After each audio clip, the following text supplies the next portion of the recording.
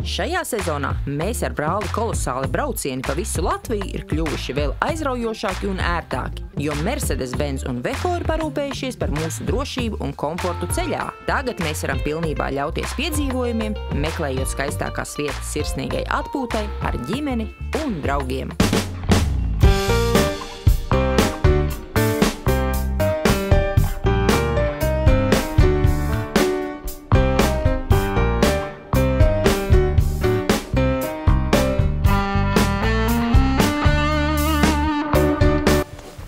Mūsu mazā Latvija var lepoties ar tik daudz dažādām lietām, un viena no tām ir kino. Un pēc straumes sasniegumiem pasaulē ir maz tādi cilvēki, kas nezina, kas ir Latvija. Un ir maz cilvēki, kas nezina, ka Latvijā dzīvo skaistā tauta latvieši, kur ir ļoti jaudīgi kino veidotāji. Tāpēc šodien mēs esam ieradušies uz kinopilsētiņu Sinavilu, kurā var iesties kā īstā kino.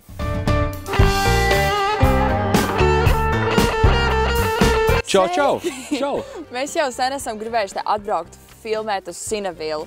Varbūt jūs varat mūs izvest tādā nelielā ekskursijā? Noteikti mēs varam. Mēs esam ļoti priecīgi, ka jūs esat atnākuši, ieradušies. Tā kā aplausi jums, aplausi lūdzu arī operatoram, kurš filmē iemūžina šos skaistos kadrus. Mēs atrodamies filmu parkā Sinavila. Mūsu rīcībā šodien būs saulaina diena, tā kā dodamies apstam, ko varam piedāvāt un ko varam nodrošināt. Jā, super! Super, dodamies! Parasti tā, ka mēs tās vietas, kas ir paredzētas filmēšanas vajadzībām, kuras top par dekorācijām, mēs pēc tam izvedam fundamentālas ēkas, lai varētu arī tajās nodrošināt ikdienā savu veidu darbību. Tāpēc dotajā brīdī mēs esam arī vienā no filmēšanas paviljoniem.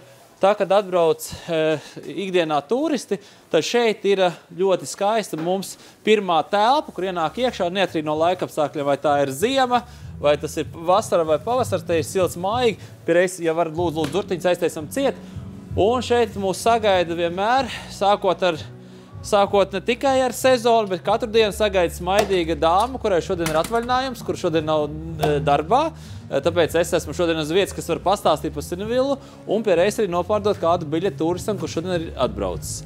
Lūk, šeit mēs redzam, ir ekrāns izveidots, kur var redzēt gan ir suvenīra līnija izveidota, sākot ar piespraudītēm, pilspalviņām, zīmolīšiem, magnētiņiem. Un ir jaunums, varbūt tās operators var parādīt Sinavilas spēle, Sinavila Games. Tas ir maziņš noslēpums, to vēl neviens nezina, bet tā spēle būs pēc nedēļas, kas ir speciāli veidot filmu parkam Sinavila. Tās būs divas spēles. Viena spēle ir orientēšanās par Sinavilas studiju, kas ir brīvā dabā, kas ir 15 hektāri. Jāmeklē 24 līdz 30 objekti, un katrā objektā mūs sagaida Sinavilas talismans, Sinavilas meitenīte. Jā, nu, te ir nākošā telpa. Teikšu godīgi, mēs neesam skaists viesu nams vai skaista mūža, kāds mums ir, paldies Dievam, Latvijā ļoti skaistas vietas, bet mēs esam vairāk tā kā arī tehniskā vieta, ja, jo pie mums top dekorācijas, līdz ar to cilvēkam ir forši atbraukt un pasties, kā top pašas dekorācijas. Ja mēs pagriežamies pa kreisi, tad mēs lepojamies ar to, ka mēs esam pirmā pilsētā Eiropā, ja nemaldos, Baltijā noteikti, kurai ir savs metro. Ne, laikam Baltijā, ja, kurai ir savs metro. Ja filmēšanas vajadzībām tika uzbūvēts metro, metro mums atradās teritorijā ārā, bet ņemot vērā, kad ir laikapstākļi mainīgi un mūsu iecerē, ka mēs burtiski 2 nedēļās samontēsim metro un šeit vienā no telpām būs iekšā metro. Ja, mums ir plānots metro izlikt arī 6, tās jāsaka, televizorus, monitorus, un kad iekāpjot iekšā turisti, iekāpjot iekšā ģimene, viņiem būs arī tā kā aktīva iespēja izbaudīt, ko nozīmē Latvijā pirmā pilsēta, kurai ir metro. Ja? Un arī pie reizes mēs esam Latvijā 4. pilsēta, kurai ir tramvajs. Tramvaju mēs redzēsim, ka jau tālāk iesim uz priekšu. Un, ja runājot par tādu turista takām pa filmu parku Sinavila, tad pirmais punkts, kur mēs jau bijām, ir Kasa info centrs. Tālāk mēs nonācām līdz vietai, kur ir metro, kur ir Namē Labrīns, kur ir pāris kostīmi, arī redzam no filmas Namē Labrīns. Jau sajūka Namē Gredzens. Yes. Un šeit ir 2. stāvā apstāms arī viens no filmas Namē Gredzens lielākiem rekvizītiem, Namē koka laiva.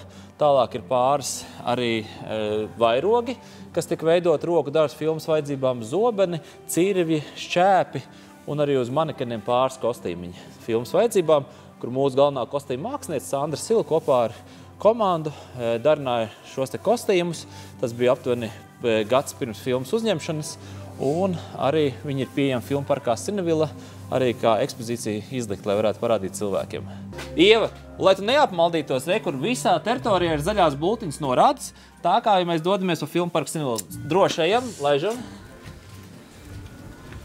Un tālāk jau iznākot ārā no iekštelpām, no pirmā filmēšanas paviljona, kur jau arī redzēja, kā notiek specifekts šovu tapšana, mēs redzam, šeit ir dekorācijas, brīvdabas dekorācijas.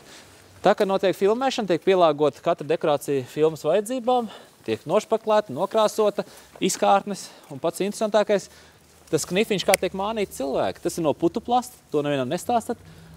Ko? Yes, tas viss no putuplasta, un tie dakstiņi tie arī no putuplasta. Jautājums? Šis bija priekš Halloweeniem izdekorēts. Bet kā tu uzreiz to saprati?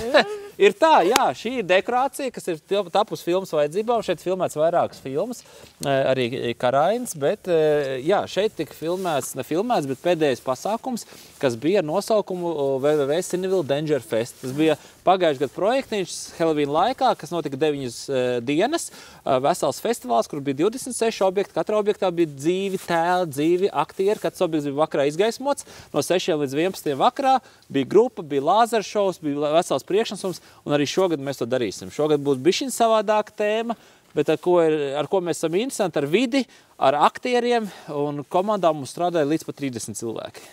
Nu, tad, Marek, liels jums paldies par šo visu tūri. Te tiešām ir iespaidīgi, un es domāju, par to Halloween pasākumu mums noteikti viņš būs jāpatur prātā un vajadzēs atgriezties. Tā kā droši prātā ne tikai Halloweens, bet tā pašā laikā arī ikdiena, kur atbraukt kā ģimene šeit. Jā. Un pirmais pasākums tuvākajā laikā, kas ir publiski visiem pieejams un zināms, ir stipro skrējiens. Stipro skrējienu vēsture sākās, var teikt, šeit.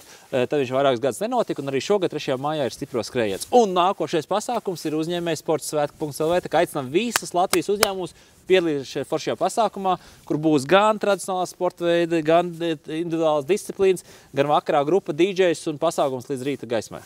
Nu, super, prieks dzirdēt. Bet patiesībā mēs neuspējām visu apskatīt, tā kā jums būs iespēja pastaigām pa visām ieliņām, jo operators noķēra mūs kopā tikai 4 punktos. Bet ne pārsvarā, bet tie mums ir 26 punkti, 26 dekorācijas.